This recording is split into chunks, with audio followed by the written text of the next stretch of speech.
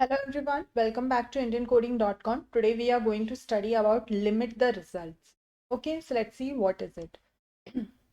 So in case of the limit the result, we have to use the limit of method. What is the meaning of limit? If you giving the limit to the particular thing, that means it will add only that much value.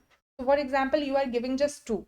The limit is equal to 2. That means only two values will be added over there. So on screen, you can see that these are the customers that are available. And in example, I have given the value, limit value is equal to 5. Okay. Sorry.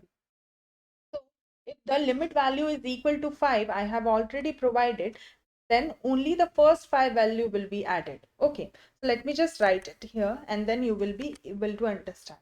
Okay. Just show you.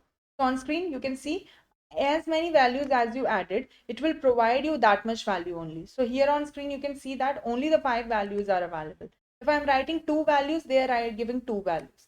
So that is how it works. Okay, so that's all for today's class. Thank you so much.